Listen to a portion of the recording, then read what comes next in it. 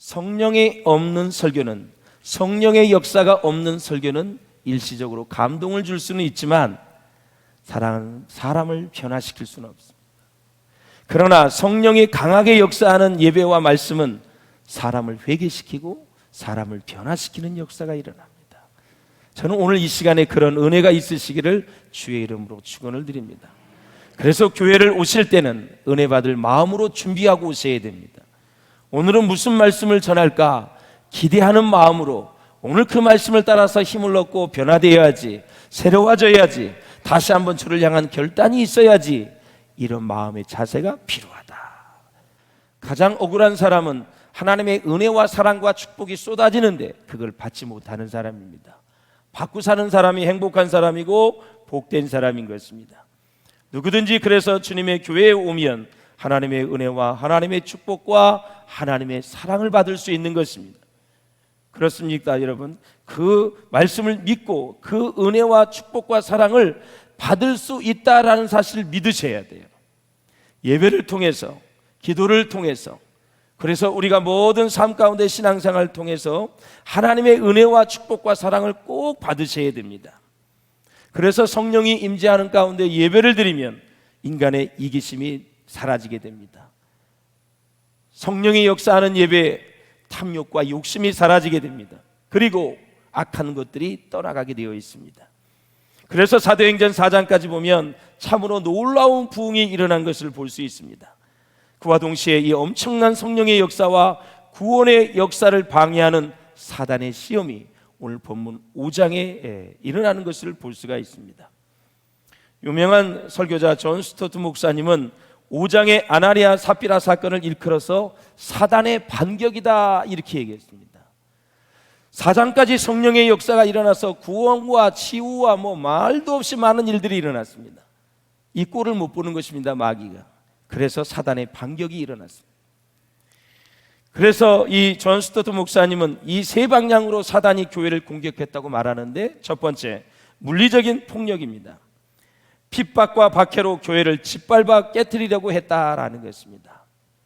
당시의 로마 군대들, 로마 사람들, 오직 바로 로마의 황제만이 신이었어요. 그래서 유일신 하나님을 믿는 것을, 예수님을 믿는 것을 반대했습니다. 두 번째, 대제사장들, 가장 기득권을 많이 가지고 있던 사람들입니다. 그리고 서기관과 바리새인들입니다. 오히려 또 이제 율법 정통주의에 빠져서 예수 그리스도 메시아를 부인했던 꼴통, 꼴수, 그 아주 유대인들이었습니다. 이 사람들이 전부 다가 예수님을 핍박하고 예수 믿는 사람들을 핍박을 했어요. 그래서 사단이 그 사람들을 배후에서 조종을 하는 것입니다. 그래서 예수님이 십자가에 못 박혀 돌아가시기 직전이 가장 사단이 극렬하게 역사했고, 그 중에 예수님의 제자 하나 가룟 유다가 거기에서 사단의 꾀에 넘어갔고 사단이 그 속에 들어갔습니다. 그래서 그는 참으로 정말 비참한 인생을 살 수밖에 없었죠. 두 번째, 도덕적인 부패와 타협을 얘기합니다. 사단은 외부로부터 교회를 파괴시키는 일에 실패하자 아나니아 삽비라를 통해서 교회 내부에 은근히 악을 심어주어서 그리스도인의 교제를 방해하고 또 망치려 했다, 그렇게 얘기합니다. 요즘 시대는 박해와 핍박이 한국에는 없습니다. 이제 교묘하게 여러 가지 차별법을 통해서 지금 기독교를 옥죄는 이런 일들이 지금 국회에서 처리될 듯 말 듯 넘어가고 있습니다. 참으로 심각합니다. 거기에 불교가 다 동조하고 있습니다. 거기에 또 기독교를 싫어하는 사람들, 사회주의와 공산주의 사상을 가진 사람들 다 싫어합니다. 무섭게 지금 그 법이 제정되고 있어요. 우리 크리스찬들이 그거를 아셔야 돼요. 사랑하는 여러분, 그래서 외부로부터 핍박과 박해를 했지만 오히려 교회가 더 부흥했습니다. 순교자가 일어나니까 죽이면 끝날 줄 알았는데 더 부흥합니다. 그러니까 이제는 교회 내부에 악을 심어주어서 교회를 무너뜨리려는 사단의 전략을 존 스토트 목사님은 내부로부터의 마귀의 역사를 얘기하고 있어요. 세 번째는 주의를 산만하게 했다라는 거죠. 자, 사도들로 하여금 사명이 아닌 사회 행정적인 일에 몰두하게 해서 기도와 말씀 전파를 소홀히 하게 만들었다. 그것이 바로 히브리파, 헬라파 과부들의 이야기입니다. 차별이 생겼습니다. 그래서 교회가 두동강 나기 직전이에요. 그래서 이제 사도들은 말씀과 기도를 하는데 전무하게 되어지고 평신도 사역자들이 이 구제하는 일에 전담을 하게 되죠. 그래서 그 이후로부터 이제 사역이 팀 사역으로 나뉘어지면서 모든 사도들은 말씀을 전하고 기도하는 일에 전무하고 힘을 쓰고 평신도 사역자들이 바로 구제하는 일에 애를 썼다, 사역을 했다라는 거죠. 자, 마귀는 항상 존재합니다. 어제나 오늘이나 계속 존재합니다. 오랜 세월 동안 그들 마귀의 전략과 전술, 이 무기를 바꾸지 않았다라는 것을 아셔야 됩니다. 그리고 하나님과 인간 사이의 관계가 아주 정상적이라면 우리는 우리가 드리는 예배를 통하여 풍성한 은혜를 경험할 수가 있습니다. 사랑하는 여러분, 저는 그래서 여러분이 어떤 상황에서라도 하나님의 말씀을 꼭 붙잡을 수 있기를 주의 이름으로 축복합니다. 세상 거 다 놓쳐도 하나님의 말씀을 놓치시면 안 돼요. 꽉 붙잡으셔야 돼요. 생명 걸고 마음 다해서 하나님의 말씀을 꼭 붙잡으시고 그 말씀을 의지하고 믿고 사실 수 있기를 주의 이름으로 축원을 드립니다. 그리고 나의 모든 죄를 회개하고 정말 가난한 심령으로 모든 것을 내려놓는 상황에서 하나님을 예배하면 우리는 말할 수 없는 주님의 은혜와 사랑과 축복을 경험할 수가 있습니다. 베드로와 요한이 복음을 전하다가 옥에 갇혔습니다. 이제 출소를 했습니다. 풀려났을 때 이제부터 본격적인 영적인 전투가 시작되는구나, 그들은 직감을 했습니다. 사랑하는 여러분, 그래서 당시의 사람들이 할 수 있었던 것은 무엇밖에 없었어요? 오직 기도하는 것밖에는 없었습니다. 기도하니 옥문이 열리고, 기도하니 하나님의 역사가 일어나고, 기도하니 구원의 역사가 일어나고, 마가의 다락방에서 기도하니 여러분 성령 충만한 역사를 경험하게 됩니다. 자, 31절을 같이 읽어보겠습니다. 시작. 빌기를 다함에 모인 곳이 진동하더니 무리가 다 성령이 충만하여 담대히 하나님의 말씀을 전하니라. 아멘. 다 마음이 하나가 되었습니다. 합심해서 기도를 합니다. 그러자마자 성령이 충만하게 임하자 자기의 소유를 자기의 것이라고 생각하지 않게 되는 것입니다. 물질관이 변한 것입니다. 여러분, 성령이 충만하게 되면 그 교회 구성원들에게 긍휼이 가득 차게 됩니다. 성령 받으면 다른 사람을 긍휼히 여기는 마음이 생깁니다. 그리고 가난하고 소외된 사람이 서서히 보이기 시작합니다. 연약하고 외로운 사람들이 내 눈에 들어오기 시작합니다. 삶에 지친 영혼들이 자꾸 내 눈에 들어오기 시작합니다. 그래서 선교가 시작되고 구제가 시작되는 거예요. 그래서 성령 충만한 교회에 이러한 선교와 구제가 불릴듯 일어나는 거예요. 그러니까 다 사람에 대한 관심이거든요. 그 사람은 사람인데 연약한 사람들, 가난한 사람들, 소외된 사람들, 삶에 지친 사람들, 외로운 사람들, 고독한 사람들, 무기력한 사람들, 이런 사람들이 다 이제 눈에 들어오기 시작해요. 눈에 들어오기 시작하여 사역이 시작되는 것입니다. 그것이 비전이 되는 거예요. 눈이 들어올 때 나는 저 사역을 해서 저 사람을 섬겨야 되겠다, 그 마음이 올 때 그것이 비전이 되는 거예요. 자, 성령이 임하게 되면 그 마음을 완전히 하나로 성령께서 일치시킵니다. 그래서 교만한 마음은 겸손하게 되어지고 다른 사람을 먼저 배려하게 되고 조건 없이 사랑하게 되는 것이죠. 그래서 하나 되게 하시는 성령이 우리 가운데 오셔서 성도들의 마음이 하나가 되면 그때부터 하나님의 능력, 하나님의 축복, 하나님의 사랑이 부어지기 시작하는 것입니다. 그래서 교회가 평안하면 복을 받는다는 것이 바로 그거예요. 물어뜯고 싸우고 분열을 하면 하나님의 성령이 역사하지 않기 때문에 하나가 되지도 않지만 하나님이 그 공동체에 절대 축복을 주지 않습니다.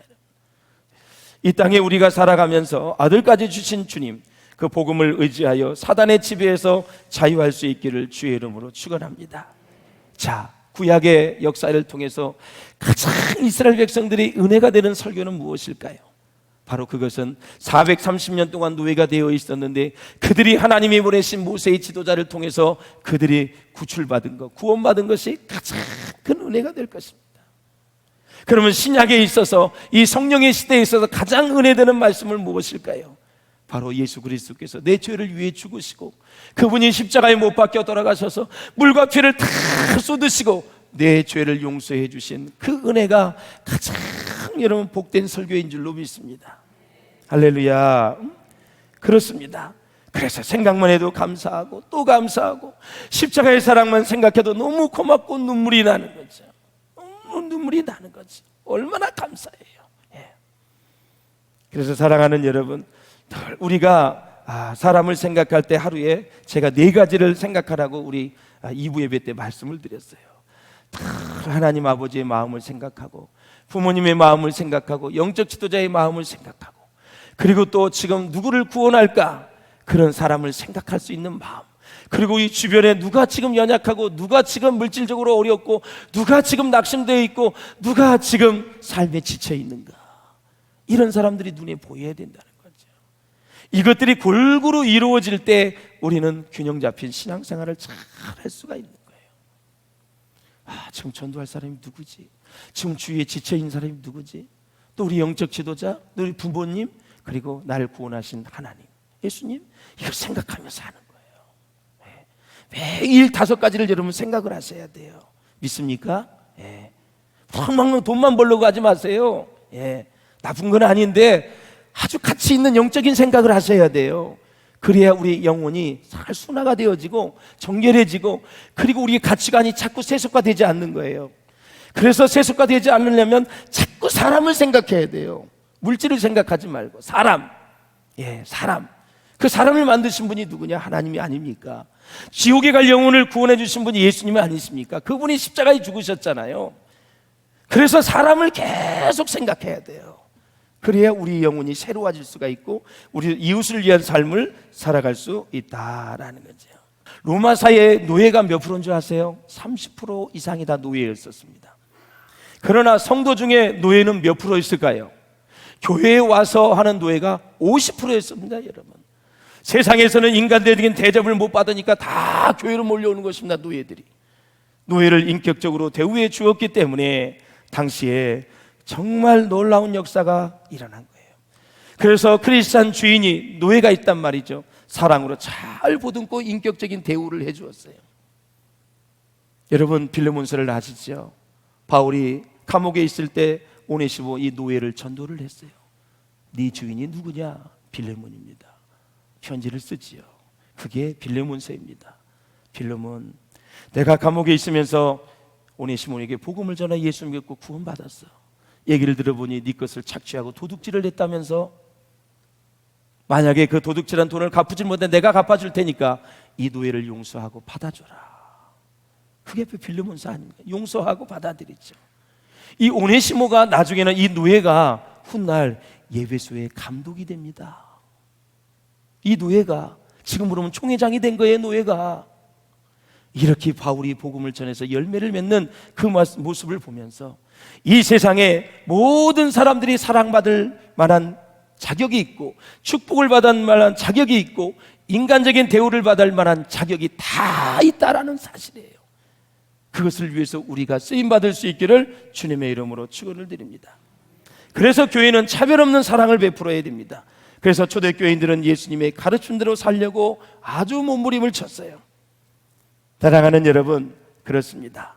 이 세상의 모든 재물에 대한 소유의식과 애착이 있을 수밖에 없는데, 그래서 장수의 욕망과 재물 소유는 같은 정비례를 한다 그래요. 정비례.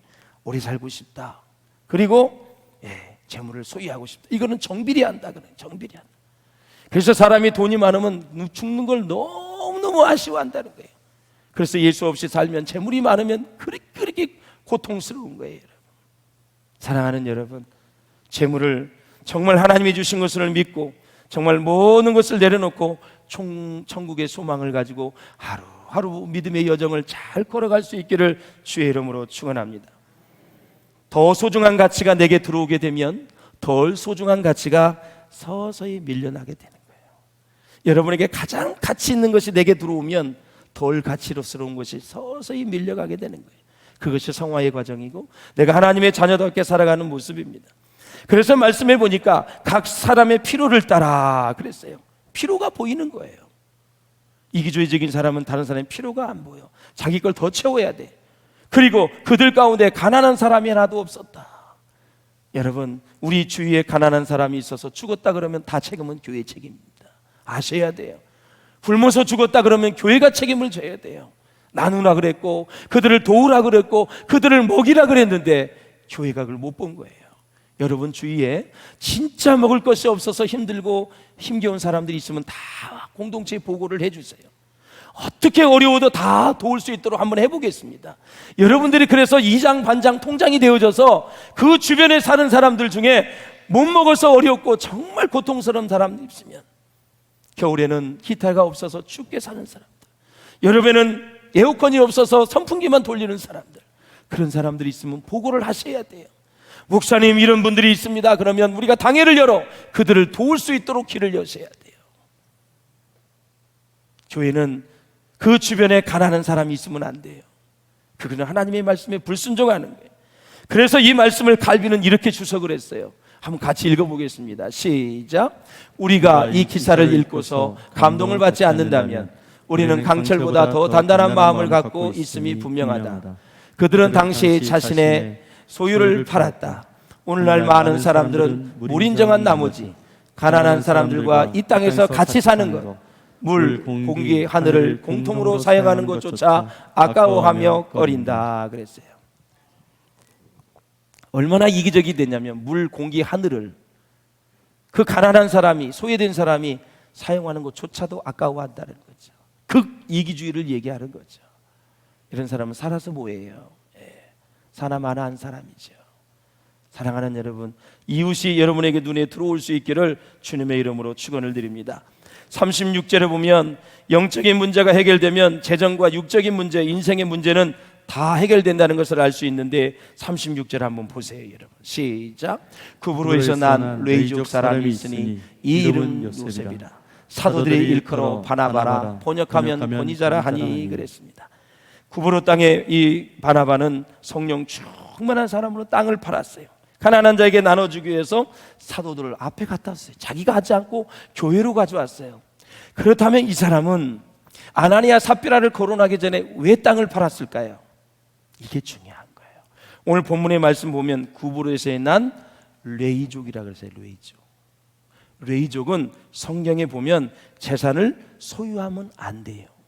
그런데 사도들이 말씀을 전할 때 이 바나바가 자기가 레이족이었었어요. 예루살렘을 떠나 지금 이방에서 생활하고 있는데 사도들이 이방에 와서 복음을 전했는데 그걸 깨달은 거예요. 내가 레이족 속인데 내가 재산을 소유했구나. 그 사도들의 말씀을 깨닫고 팔아서, 그래서 사도들 앞에 가져온 거예요. 베드로 사도요, 내가 레이족임에도 불구하고 재산을 소유했습니다. 이걸 팔았으니 하나님의 뜻대로 사용하여 주옵소서. 그래서 사도들의 발 앞에 갖다 놨는데 이 인정을 받는 걸 보고 시기와 질투심이 생긴 아나니와 삽비라가 나도 인정받아야지, 나도 칭찬받아야지, 시기 질투가 일어나서 그 얼마만큼만 가져와서 성령을 속였다, 교회를 속였다, 사도를 속였다, 이렇게 얘기를 하는 거예요. 그래서 그는 결국 두 사람이 죽었어요. 혼이 떠나갔어요. 그런데 참 중요한 것이 뭐냐면 이들이 3시간 만에 그 부인이 왔잖아요. 먼저 아나니아가 죽었어요. 그리고 나서 죽은 사건을 삽비라가 몰라요. 어디서 왔냐면 교회 공동체에 있지를 않았어요. 다른 곳에서 있다 왔어요. 그러니까 이렇게 정직하지 못하니까 결국 교회 공동체의 소식도 못 듣고 네 남편이 죽었대, 지금 베드로 앞에서 죽었대, 그 이야기를 들었으면 자기는 와서 회개를 했을 거예요. 그런데 당시에 이 정직하지 못한 사람들이 바깥에 있다가 교회 공동체를 거치지 않고 바로 베드로에게 온 거예요. 소식도 못 듣고 어디서 왔느냐. 결국 그도 판 값의 일부를 속인 것을 그대로 얘기해서 그 즉시 혼이 떠나가서 죽었습니다. 그래서 이 교회 내부에서 잘 나가던 초대교회가 다시 이 아나니와 삽비라를 통해서 악을 교회로 들어오고 했을 때 하나님은 그것을 사도를 통해서 막으신 거죠. 목숨을 걷어가신 거예요. 여러분 굉장히 가혹하지요. 굉장히 가혹하지요. 그만큼 교회의 거룩성을 하나님이 지키시려고 한다라는 거예요. 이 거룩성을 해치는 일에 여러분들이 나서면 안 돼요. 굉장히 위험한 일이에요. 신앙적으로 조심하셔야 된다라는 사실이에요. 2절에 보니 그 값에서 얼마를 감추매 그 아내도 알더라. 얼마만 가져다가 사도들의 발 앞에 두었어요. 그래서 벤겔은 무슨 얘기를 하냐면 아간의 죄와 아나니아의 죄는 구약과 신약 교회가 각각 시작된 시점에서 저질러진 것으로 많은 점에서 유사하다. 구약의 아간의 죄 아시죠? 가나안 땅에 들어가서 아간의 죄 때문에 아이성에서 패배했어요. 신약은 교회가 시작될 때 아나니아 삽비라를 통해서 교회에 악이 들어오려고 했다라는 거죠. 이 두 가지를 하나님이 엄하게 처리했다. 처음이라 아간의 모든 가족과 친지, 족속까지 씨를 말려버렸어요. 이 아나니아와 삽비라는 현장에서 즉사했어요. 그래서 이 구약의 공동체와 이 신약의 공동체, 이 교회를 하나님이 얼마나 귀하게 여긴다는 사실을 여러분들이 꼭 아셨으면 좋겠다라는 것이죠. 할렐루야. 도레이 신학자는 이렇게 얘기합니다. 지구상의 어떤 교회라도 부흥의 방법이 세 가지가 있다라는 거죠. 세 가지만 하면 교회는 부흥한다 이거죠. 첫째, 하나님과 함께하는 신실한 교인들이 있어야 된다. 둘째, 다시 오실 하나님을 기다리며 서로 교제하고 기도해야 된다. 셋째, 하나님의 뜻을 따라 성령의 감동을 따라 전도하면 이 지구상의 어떤 교회도 다 이제 부흥하고 하나님께 영광을 돌릴 수 있다라는 사실이죠. 자, 에베소서 4장 6절을 26절을 보겠습니다. 시작. 분을 내어도 죄를 짓지 말며 해가 지도록 분을 품지 말고 마귀에게 틈을 주지 말라. 마귀는요 계속 화를 내라, 짜증내라, 원망하라, 너만 왜 손해보느냐, 왜 당하느냐, 왜 당하고만 있느냐, 시기해라, 네가 대장나서 한번 판을 칵 깨버려라. 계속해서 마귀는 이렇게 얘기를 하는 거예요. 그렇기 때문에 이것은 내 입으로 물리치지 말고 예수의 이름을 의지하여 물리치시길 바랍니다. 부부가 붙었어, 싸웠어, 다음 날 가도 더 화가 나. 사단의 역사입니다. 반드시 갈라집니다. 그럴 때는 서로 무릎을 꿇고 두 손을 잡고 찬송하며 기도하셔야 돼요. 근데 싸우고 나서 두 손 잡고 찬송하고 기도하기가 쉬워? 어려워. 따로따로 하셔. 그리고 좋으면 와서 붙잡고 기도하고 화해를 하셔야 돼요. 할렐루야. 예. 막 싸우다가 여보 일로 와 붙잡고 기도하자. 안 돼. 그건 안 되는 거예요. 따로따로 기도하다가 마음이 서로 정리가 되면 와서 손 안 붙잡아도 돼. 서로 하나님 앞에 같이 기도하면서 마무리하셔야 돼요. 예. 사랑하는 여러분, 그래서 야고보 4장 6절에 보면 그러나 더욱 큰 은혜를 주시나니 그러므로 일러스되 하나님이 교만한 자를 물리치시고 겸손한 자에게 은혜를 주신다 하였느니라 그랬습니다. 그런즉 너희는 하나님께 복종할지어다 마귀를 대적하라 그리하면 너희를 피하리라 그랬습니다. 그러면 마귀를 대적하고 끝나는 게 아니라 야고보서 4장 8절이 더 중요한 거예요. 8절이 어떻게 되어 있어요? 시작. 하나님을 가까이 하라. 가까이 하라. 이게 중요한 거예요. 적극적으로 물리치는 것만 끝나지 말고 하나님을 가까이 할 거예요. 제가 창세기 설교할 때 말씀을 드렸죠. 아브라함이 하나님과 개인적으로 친해졌어요. 여러분이 하나님과 예수님과 성령님과 개인적으로 친해지셔야 돼요. 그러면 하나님께서 친밀하신 하나님이 우리 가운데 함께해 주실 줄로 믿습니다. 마지막으로 우리가 고린도전서 2장 14절에 보면은 육에 속한 사람은 하나님의 성령의 일을 받지 아니하나니 그랬습니다. 하나님은 지금도 돈의 양에 관심이 있는 것이 아니라 돈을 어떻게 바라보는지 태도를 보시고 그리고 거짓 영에 휩싸였던 아나니아와 삽비라를 통해 우리에게 주시는 교훈입니다. 사랑하는 여러분, 하나님 앞에 좀 없이 살아도 가난하게 살아도 배우지 못한다 할지라도 하루를 살아도 진실하게 정직하게 하나님 보시기에 합당한 삶을 구별된 삶을 꼭 살아갈 수 있기를 주의 이름으로 축원합니다. 세상의 모든 것은 사단과의 싸움이라는 것을 잊지 마시고 하루하루 영적 싸움에서 승리하시고 주님의 뜻을 이루는 우리 모두가 될 수 있기를 주의 이름으로 축원합니다.